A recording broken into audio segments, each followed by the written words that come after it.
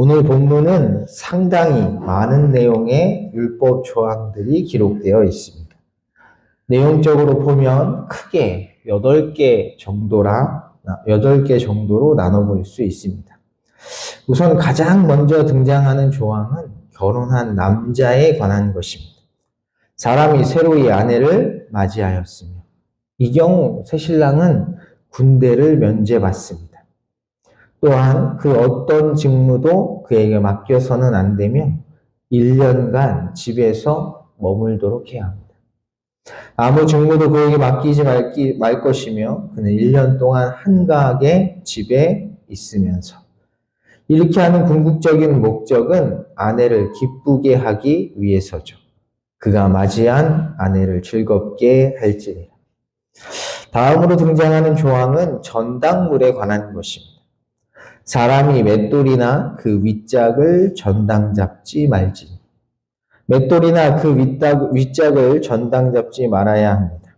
쉽게 말해 맷돌이나 그 윗짝은 담보로 잡지 말라는 것인데, 왜냐하면 그것들은 생계를 위한 필수품이기 때문입니다. 애초에 담보물을 잡지 못하는 이들도 있습니다. 담보물로 잡지 말아야 하는 경우가 있는데 17절 하반절에 나오는 것처럼 빌리는 자가 과부일 경우입니다. 과부의 옷을 전당 잡지 말라. 왜냐하면 과부는 실질적으로 빌린 돈을 갚을 수 있는 가능성이 매우 희박하기 때문입니다. 따라서 이 조항은 과부에게 돈을 빌려준다면 애초에 뭘 받을 생각을 하지 말라는 것입니까? 애초에 빌려준 돈을 받을 생각을 하지 말고 빌려주어야 한다는 것을 의미한다고 할 수 있습니다. 혹시 교회에서 돈 거래를 하게 되면 문제가 생깁니다. 그래서 이 마음으로 빌려주셔야 합니다. 교회에서 성도들 간에 어려운 사람을 봤다. 빌려주시고 싶은 마음이 굴뚝 같죠. 빌려줄 때는 그냥 선물이다 생각하시고 빌려주셔야 합니다. 전당물에 관한 조항은 10절 이하에서도 언급되는데 10절을 보면 전당물, 다시 말해 담보를 잡을 때 빌려주는 사람이 담보물을 선택하지 못하도록 합니다. 내 이웃에게 무엇을 구워줄 때는 너는 그의 집에 들어가서 전당물을 취하지 말고 너는 밖에 서 있고, 그러면 담보물은 누가 선택합니까? 빌리는 사람이 하게 되어 있습니다. 내게 꾸는 자가 전당물을 밖으로 가지고 나와서 내게 줄 것이며, 만약 가난한 자로부터 담보물을 받았다면 반드시 그날 해가 지기 전까지 돌려줘야 합니다. 그가 가난한 자이면 너는 그의 전당물을 가지고 자지 말고 해질 때 그 전당물을 반드시 그에게 돌려줄 것이라. 왜냐하면 가난한 자의 담보물은 그의 생명을 지켜주는 마지막 보루이기 때문입니다. 그리하면 그가 그 옷을 입고 자며. 그래서 13절 하반절을 보면 해가 지기 전에 담보물을 돌려주는 행위는 하나님 앞에서 어떤 행위입니까? 의로운 행위가 되는 것입니다. 그 일이 내 하나님 여호와 앞에서 내 공의로움이 되리라. 특별히 가난한 자에 대한 조항은 14절 이하에 보다 구체적으로 제시되는데, 우선 가난한 자는 결코 학대해서는 안 됩니다. 곤궁하고 빈한한 품꾼은 너희 형제든지 내 땅 성문 안에 우거하는 객이든지 그를 학대하지 말라. 이어지는 15절은 가난한 자를 학대하는 구체적인 실예를 제시하는데 바로 품삯을 제때 지급하지 않는 것입니다. 그 품삯을 당일에 주고 해진 후까지 미루지 말라. 이는 그가 가난함으로 그 품삯을 간절히 바랍니다. 또한 재판에서 이들을 공정하게 판결하지 않는 것도 이에 해당됩니다. 너는 객이나 고아의 송사를 억울하게 하지 말며. 그리고 마지막으로 그들이 생계를 유지할 수 있도록 배려하지 않는 것도 이에 해당되죠. 19절의 내용이 바로 그 내용입니다. 네가 밭에서 곡식을 벨 때에 그 한 뭇을 밭에 잊어버렸거든 다시 가서 가져오지 말고 나그네와 고아와 과부를 위하여 남겨두라.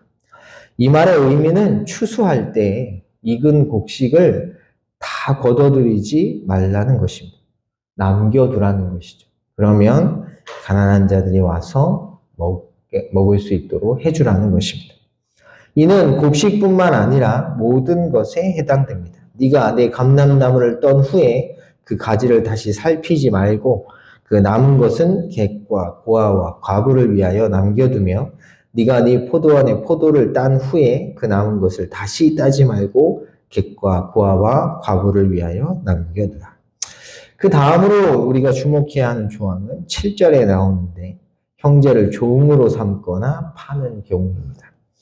이 경우는 반드시 죽음으로 그 대가를 치러야 합니다. 사람이 자기 형제 곧 이스라엘 자손 중 한 사람을 종으로 삼거나 판 것이 발견되면 그 자를 죽일지니. 이렇게 해야 하는 이유는 그들이 팔고 종으로 삼기 위해 어떻게 했냐 하면 형제를 유인했기 때문입니다. 사람이 자기 형제 곧 이스라엘 자손 중 한 사람을 유인하여 종으로 삼거나 판 것이 발견되면, 여러분, 사람을 유인해서 종으로 삼고 파는 경우가 뭐죠? 네, 유괴와 윤신매매가 이에 해당됩니다. 그래서 대부분의 학자들은 이 경우를 유괴와 인신매매로 이해합니다. 이상의 내용을 통해 볼 때 오늘 본문 속 조항들은 모두 뭐와 관련되어 있냐면 생명과 관련되어 있다는 것을 알 수 있습니다. 좀 더 정확하게 말하면 가난하고 사회적으로 힘이 없는 약자들의 생명을 보호해야 한다는 것입니다. 우리가 주목해야 할 것은 왜 그래야 하는지 그 이유입니다. 그 이유는 18절에 나옵니다. 18절과 22절에 나오는데 22절을 읽으면 18절을 읽으면 이렇습니다. 너는 애굽에서 종되었던 일과 내 하나님 여호와께서 너를 거기서 속량하신 것을 기억하라. 이유가 무엇입니까? 바로 네가 과거에 그런 자들이었다는 것입니다. 다시 말해 이스라엘 백성들은 애굽에서 종으로 억압당하고 착취를 당하던 자들이었는데 하나님께서 그들의 생명을 구원해 주셨기 때문에 이제는 네가 그와 같은 처지에 있는 자들을 보호하고 돌봐줘야 한다는 것입니다. 그리고 이는 그들에게 있어서 해도 되고 안 해도 되는 선택의 문제가 아닙니다. 22절을 보면 하나님께서 이렇게 명령하시죠. 너는 애굽 땅에서 종되었던 것을 기억하라. 이러므로 내가 네게 이 일을 행하라 명령하노라. 그렇다면 만약 이 명령을 어기면 어떻게 될까요? 이 질문에 대한 답이 9절입니다. 너희는 애굽에서 나오는 길에서 내 하나님 여호와께서 미리암에게 행하신 일을 기억할지니라. 하나님이 미리암에게 행하신 일이 뭐죠? 민수기 12장 1절을 보면 미리암이 아론과 함께 모세를 비방합니다. 이유는 모세가 이방 여자인 구스를 아내로 취하는 것을 비방한 거죠. 야, 너는 어떻게 지도자라면서 이방 여인을 아내로 취하냐? 라면서 비방했습니다. 이 일로 인하여 미리암이 뭐에 걸리냐면 나병에 걸립니다. 여호와께서 그들을 향하여 진노하시고 떠나심에 구름이 장막 위에서 떠나갔고 미리암은 나병에 걸려 눈과 같더라. 아론이 미리암을 본즉 나병에 걸렸는지라. 왜냐하면 그녀가 비방한 것은 모세지만 사실 모세는 누가 세워주셨죠? 네, 하나님이 세워주셨기에 모세를 비방하는 것은 곧 하나님의 권위에 도전하는 것이기 때문입니다. 이 내용을 오늘 본문에 가져오고 있는 것이죠. 따라서 가난한 자, 사회적으로 힘이 없는 약자의 생명을 돌보라는 하나님의 명령을 어기면 이와 같이 된다는 것입니다. 그리고 이는 오늘 우리를 향한 하나님의 뜻이기도 하죠. 우리는 그것을 마태복음 25장 40절에서 분명하게 알 수 있습니다. 25장 40절을 보면 예수님이 이렇게 말씀하시죠. 내가 진실로 너희에게 이르노니 너희가 여기 내 형제 중에 지극히 작은 자 하나에게 한 것이 곧 내게 한 것이니라.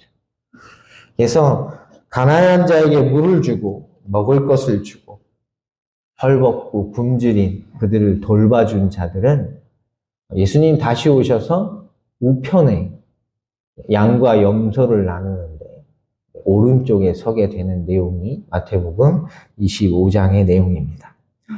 따라서 우리가 이 땅을 살아가면서 가난한 자, 사회적으로 약한 자들을 도와주고 그들을 위해 내 재물을, 또 내 몸을, 내 시간과 그들을 도와주는 것이 정말로 소중하고 반드시 지켜야 하며 마태복음 25장의 내용을 보면 그게 양과 염소, 다시 말해 천국과 지옥을 구분짓는 매우 귀중한 요소가 됩니다. 왜냐하면 가난한 자, 사회적으로 약한 자들을 돌보는 것을 예수님은 바로 나에게 한 것이라고 말씀하시기 때문입니다.